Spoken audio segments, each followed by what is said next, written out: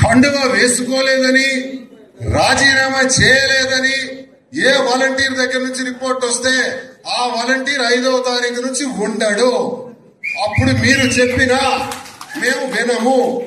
అయితే ఎవరైతే రాజీనామా చేసి కండువా వేసుకొని నేను చెప్పిన పద్ధతుల్లో తిరుగుతున్నారో ఆ వాలంటీర్ ఖచ్చితంగా జూన్ 5వ తారీఖు నుంచి కొనసాగుతాడు. ఆ వాలంటీర్ జూన్ 5వ తారీఖు నుంచి కొనసాగుతాడు. ఇది క్లారిటీ. ఇంకెవరైనా కానీ రాజీనామా చేయలేదంటే వాళ్ళు మనకు పని చేయరు అని అర్థం. కండువా వేసుకోలేదు అంటే వాళ్ళు మనకు పని చేయరు అని అర్థం. ఇది నేను క్లారిటీగా మా రిపోర్ట్స్ మాకున్నాయి, మీ రిపోర్ట్స్ మాకు తెలుస్తాయి.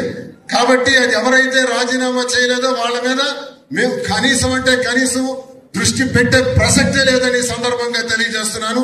అదొకటి మెయింటైన్ చేయాలి ఇమీడియట్ గా.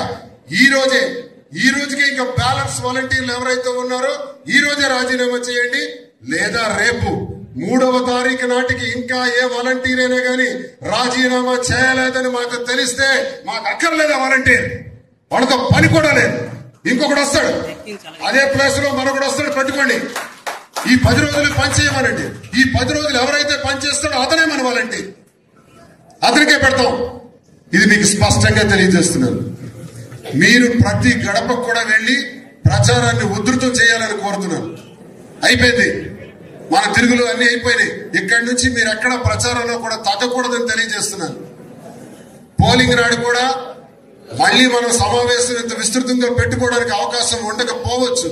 13వ తారీఖు ఉదయం 7 గంటల కల్లా మనకి పోలింగ్ స్టార్ట్ అవుతుంది.